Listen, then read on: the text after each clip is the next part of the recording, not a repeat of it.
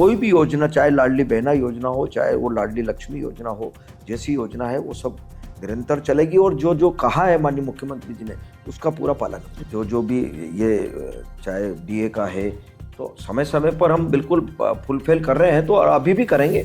आम लोग ये सोचते हैं कि बजट आएगा तो महंगाई कम होगी, तो क्या पेट्रोल डीजल को भी एक महंगाई की बड़ी वजह माना जाता है? राज्य सरकार वेट टैक्स लेती है। किसी भी राज्य का बजट उसका आईना होता है। मध्य प्रदेश के वित्त मंत्री जगदीश देवड़ा राज्य का बजट पेश करने वाले हैं और इस बजट से मध्य प्रदेश के लोगों को खासी उम्मीदें हैं। युवा वर्ग हो, महिलाएं हो, बुजुर्ग हो, छात्र हो, शिक्षा, स्वास्थ्य और जो उद्योगपति हैं उनको भी इस बजट से खासी आस है। और इस बजट पर कितना खरा उतरने वाले हैं मध्य प्रदेश के वित्त मंत्री जगदीश देवड़ा, जिनको कई बार बजट पेश करने का अनुभव रहा है, हम जानने की कोशिश करेंगे। हमारे साथ कुछ लोग भी मौजूद हैं, उनकी क्या अपेक्षाएं वित्त मंत्री के साथ, और वित्त मंत्री आखिर बजट पेश करने से पहले किन पहलुओं का ध्यान रखते हैं? क्या वो घर पर भी मशवरा करते हैं? क्या वो आम जनता के दिए गए सुझावों पर अमल करते हैं? और क्या जो अपेक्षाएं राज्य की जनता अपने वित्त मंत्री से करती है, क्या उनका भी ध्यान रखते हैं? इसी पर बातचीत करने के लिए हमारे साथ प्रदेश के वित्त मंत्री जगदीश देवड़ा जी मौजूद हैं। सर, आप बजट पेश करने वाले हैं, पहली बार तो ऐसा है नहीं कि आप राज्य का बजट पेश कर रहे हो, लेकिन बजट पेश करने से पहले आप किन बातों का ध्यान रखते हैं कि वाकई में मध्य प्रदेश की जनता आपका बजट सुनकर सरप्राइज हो जाएगी या खुश हो जाएगी इस बार? मध्य प्रदेश का वर्ष 2026-27 का यह बजट 18 तारीख को विधानसभा में पेश होगा। इसके पहले भी हमने बजट प्रस्तुत किए हैं और यशस्वी मुख्यमंत्री डॉक्टर मोहन यादव जी के मार्गदर्शन में, नेतृत्व में यह 26-27 का बजट मध्य प्रदेश की विधानसभा में हम रखेंगे। निश्चित रूप से बजट एक बहुत महत्वपूर्ण विषय है। जनता को, प्रदेश की जनता को बहुत अपेक्षाएं होती है और उसमें मूलभूत आवश्यकताओं की पूर्ति हो, पेयजल का, शिक्षा का, चिकित्सा का, यहाँ की कनेक्टिविटी का, सड़कों का, पुल पुलिया का, गांव, गरीब, महिलाएं, किसान, मजदूर, सभी वर्गों के बारे में विचार करके ही बजट तैयार किया जाता है।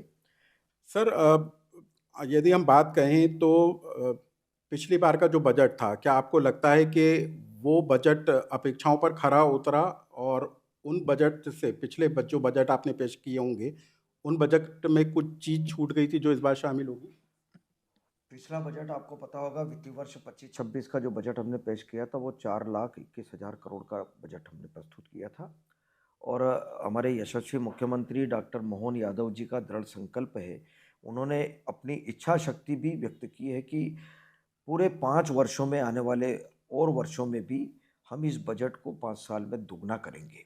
मतलब ये उनकी इच्छा शक्ति है कि उन्होंने इस बात का संकल्प लिया कि हम इस बजट को दोगुना करेंगे।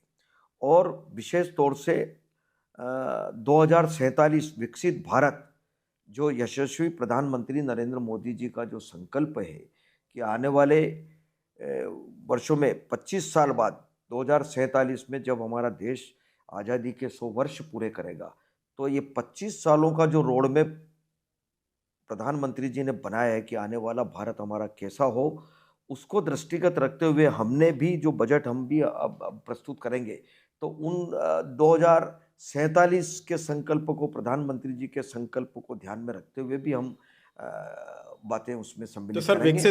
विकसित भारत आपने देखा होगा, पिछले बार भी मैंने ये बात कही थी कि पूंजीगत व्यय सबसे ज़्यादा, राजस्व मद और पूंजीगत मद में हमने सबसे ज़्यादा पूंजीगत मद में हमने बजट को रखा था, ताकि पूंजीगत बजट जो रहेगा तो उससे इंफ्रास्ट्रक्चर जो होगा, सड़कें बनेगी, तालाब बनेंगे, स्टाफ डैम बनेंगे, बिल्डिंगें बनेगी, कम महाविद्यालय बनेंगे, मेडिकल कॉलेज बनेंगे, ऐसे पुल पुलिया बनेगी, सारी बातें उसमें सम्मिलित होगी। तो डेवलपमेंट भी होगा और रोजगार भी मिलेगा, रोजगार भी जनरेट होगा, मजदूरी मिलेगी लोगों को, कारीगर काम करेंगे, सारे लोग होंगे, व्यापार बढ़ेगा, लोहा, लंगर, सीमेंट, रेती, इस प्रकार के सारे होंगे। तो पूंजीगत मद ये पहले कभी नहीं हुआ, और पूंजीगत मद जब ज़्यादा रखते हैं तो ये सारे काम डेवलपमेंट के होते हैं। क्या लाडली बहनें उम्मीद लगाकर बैठे कि इस बार प्रदेश के वित्त मंत्री उनके लिए कोई बड़ा ऐलान करने वाले हैं बजट में? सरकार ने जब चुनाव होते हैं तो उस समय पार्टी अपना संकल्प पत्र देती है और यह तय करती है कि 5 साल के लिए घोष जो भी सरकार ने कहा है वो 5 साल के लिए कहा है, तो जो कहा है उसको करेंगे, पूरा करेंगे। और कोई भी योजना, चाहे लाडली बहना योजना हो, चाहे वो लाडली लक्ष्मी योजना हो, जैसी योजना है वो सब निरंतर चलेगी और जो जो कहा है माननीय मुख्यमंत्री जी ने उसका पूरा पालन हम इस बार बढ़ी हुई राशि का प्रावधान होगा? आप जब बजट पेश होगा तो उसमें सारी बातें आएगी और मुझे पूरा विश्वास है कि आने वाला बजट जनहित का बजट होगा, जनता का बजट होगा, जनता को समर्पित होगा और 2000 विकसित भारत को ध्यान में रखते हुए उस संकल्प को पूरा करने में मध्य प्रदेश सरकार भी पूरी अहम भूमिका निभाएगी। और जैसे कि श्री नरेंद्र मोदी कहते हैं कि आत्मनिर्भर भारत के लिए, तो आप कुछ ऐसे लेके आएंगे। मैं खुद अपना एक बजट सेटअप करना चाहती हूँ, जैसे तो एंटरप्रेन्योरशिप में अपना एक हिस्सा लेना चाहती हूँ, तो आप उसके लिए कुछ ऐसे लाभदायक पेश बिल्कुल करेंगे बिल्कुल, बजट? मैं ये कह सकता हूँ कि जब बजट आप सुनेंगे तो उसमें जरूर सबकी भावनाओं का सम्मान होगा। जैसा आपने कहा है तो मैं ये कह सकता हूँ विश्वास के साथ में कि आपकी भावनाओं का भी सम्मान हम करेंगे। माननीय मुख्यमंत्री जी ने खेल के मामले में, चाहे प्रधानमंत्री जी ने भी किया है, लेकिन खेल के मामले में काफ़ी बड़ा बजट हमने दिया था पिछली बार भी और कोशिश हमारी ये रहेगी कि इसको और प्रोत्साहित करके हम जितने प्रावधान कर सकते हैं खेल के लिए, हमारी जो प्रतिभाएं हैं उनको जो एक अवसर मिलना चाहिए काम करने का, उसमें हम पूरी मदद करेंगे। इंडिया मॉडल पर 180 करोड़ रुपए खर्च हुए थे। खेल अकादमियों के लिए 159 करोड़ रुपए दिए गए थे और 56 स्टेडियम बनाने की घोषणा की गई थी सरकार के द्वारा। लेकिन अभी 92,000 शासकीय स्कूलों में केवल 700 खेल शिक्षक हैं। तो ये जो कमियां हैं सरकार की, ये कैसे फुलफिल होगी? निरंतर प्रयास होते रहते हैं। जब सरकार कोई बात अगर कहती है तो उसको पूरा करने के लिए निरंतर प्रयास है। ये सरकार की इच्छा शक्ति आप देखें कि ये इच्छा शक्ति थी तब ये सब किया, तो अब अगर कहीं कमी आ रही है, कहीं देरी हो रही है तो उसको हम कोशिश करके पूरा करेंगे। लेकिन सर क्लास 9 10th में देखा जाए, क्लास 9वीं 10वीं के बच्चे 120 रुपये और 11वीं 12वीं के बच्चे 200 रुपये खेल शुल्क दे रहे हैं।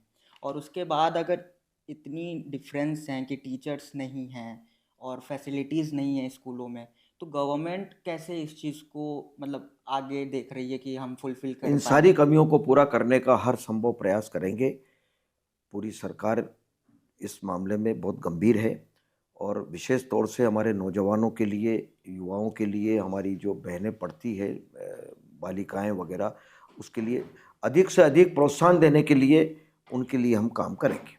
मध्य प्रदेश के जो कर्मचारी हैं वो इस बजट से खासी उम्मीद लगाकर बैठे हैं, क्योंकि डीए की बात करें तो हम 3% डीए केंद्र से अभी पीछे चल रहे हैं। तो क्या मध्य प्रदेश के कर्मचारियों के लिए भी इस बार कोई बड़ा ऐलान? अभी आपने देखा है कि कर्मचारियों के लिए हमने बहुत सारी घोषणाएं माननीय मुख्यमंत्री जी ने भी की है कि भाई जो जो भी ये चाहे डीए का है तो समय समय पर हम बिल्कुल फुलफिल कर रहे हैं, तो और अभी भी करेंगे निश्चित रूप से। जो भी मतलब जो करना है मध्य प्रदेश सरकार को कर्मचारियों के हित में, कोई पीछे नहीं रहेंगे सरकार।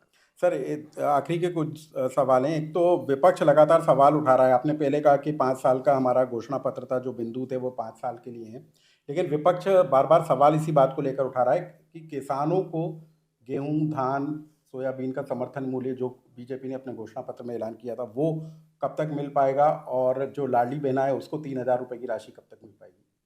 अभी तो आपको पता, अभी खाते में डाली है अभी राशि माननीय मुख्यमंत्री जी ने, और मैंने कहा कि 5 साल के लिए कहा है, जो कहा है वो पूरा करके हम बताएंगे। और जहाँ तक सवाल है वो भावांतर की योजना का भी लाभ अभी किसानों को दिया है।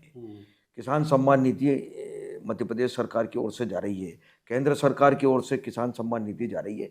किसानों के हित में मुझे लगता है कि जो कुछ सरकार कर सकती है वो कर रही है।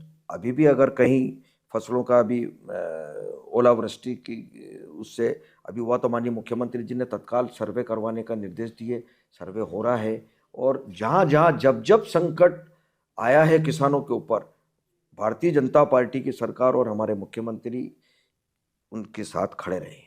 सर एक और सवाल, क्या आम लोग ये सोचते हैं कि बजट आएगा तो महंगाई कम होगी, तो क्या पेट्रोल डीजल को भी एक महंगाई की बड़ी वजह माना जाता है? राज्य सरकार वेट टैक्स लेती है और पिछले दिनों मुख्यमंत्री की तरफ से भी कोई संदेश आया था कि धीरे धीरे कुछ उसमें प्लान करेंगे, तो क्या सरकार इस दिशा में भी कोई कदम उठा सकती है? आप ये जनता भी जानती है, सब लोग जानते हैं कि जनता के द्वारा दिया हुआ टैक्स जो आता है वो खजाने में जमा होता है और उन्हीं सब टैक्सों से सड़कें बनती है, तालाब बनते हैं, सिंचाई की योजनाएं आती है। तो जनता भी इस बात को जानती है कि भाई जब टैक्स अगर आएगा तभी तो ये डेवलपमेंट होगा, विकास होंगे। और सरकार नवाचार, अर्निंग के, राजस्व प्राप्त होने के भी बहुत सारे साधन हैं कि जैसे जीएसटी के माध्यम से आता है, खनिज के माध्यम से आता है। वो ब्याज की बहुत ज़्यादा हो रही है और सीमा लगातार बढ़ती जा रही है। आप देखें, लिमिट रहती है उसकी, जीएसडीपी की 3%, तो उस लिमिट के अंदर ही हमेशा कर्जा लिया। भारत सरकार की परमिशन से, हमेशा भारत सरकार की उसमें इजाज़त लगती है, परमिशन लगती है, उसके माध्यम से वो कर्ज लेते हैं। और कर्ज को समय पे चुकाना, ब्याज को समय पे चुकाना। और आपको पता होगा कि गिने चुने राज्यों में मध्य प्रदेश वो राज्य है जो राजस्व आधिक्य है, रेवेन्यू सरप्लस है।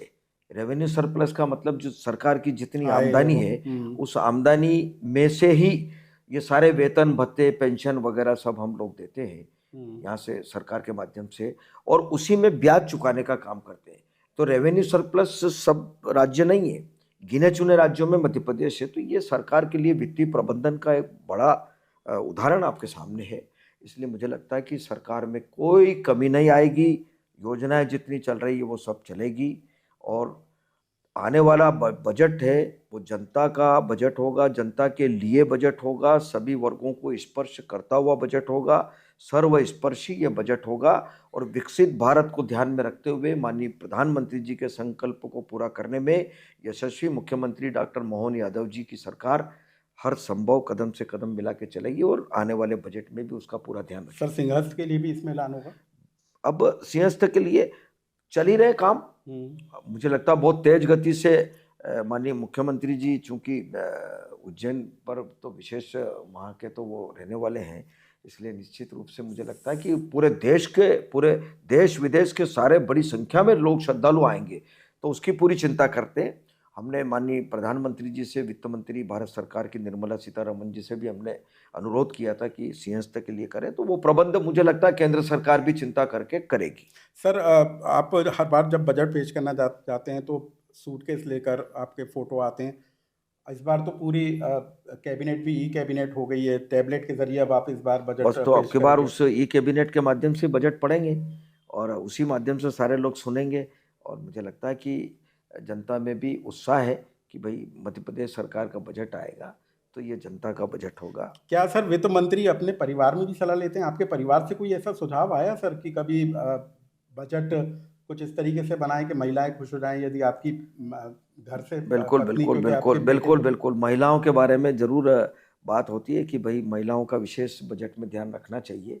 जो भी हमारी स्कूल में पढ़ने वाली बालिकाएं हैं, महिलाएं हैं, तो सरकार तो पूरी तरह से महिला सशक्तिकरण का इससे बड़ा क्या उदाहरण होगा कि लाडली बहना योजना के पैसे खाते में जा रहे हैं, बच्चों के पढ़ने का प्रबंध पूरा कर रहे हैं। तो सारी चिंता, छात्रवृत्ति की चिंता, बच्चों के किताब कापी की व्यवस्था, सांदीपनी विद्यालय खोले, बड़े बड़े सांदीपनी विद्यालय जिसमें नए नए टेक्नोलॉजी के हिसाब से, मतलब उसमें बहुत अच्छी गुणवत्ता युक्त पढ़ाई होगी, साधन सुविधा संपन्न स्कूल हमारे सांदीपनी खोले हैं। मुझे लगता है कि ये सब उसी का उदाहरण है। परिवार की तरफ से कभी कोई सुझाव सर आपको? हाँ, यही सुझाव उनकी तरफ से कि भाई अच्छा बजट आना चाहिए और सबका ध्यान रखें, पढ़ने वाले बच्चों का, बालक बालिकाओं का, महिलाओं का, सबका ध्यान रखें। तो मध्य प्रदेश के वित्त मंत्री हैं जगदीश देवड़ा, जो 18 फरवरी को मध्य प्रदेश में राज्य का बजट पेश करेंगे। इस बजट से मध्य प्रदेश के लोगों की खासी उम्मीदें हैं और जिस तरीके के संकेत प्रदेश के वित्त मंत्री देते हुए नजर आ रहे हैं उससे साफ है कि इस बार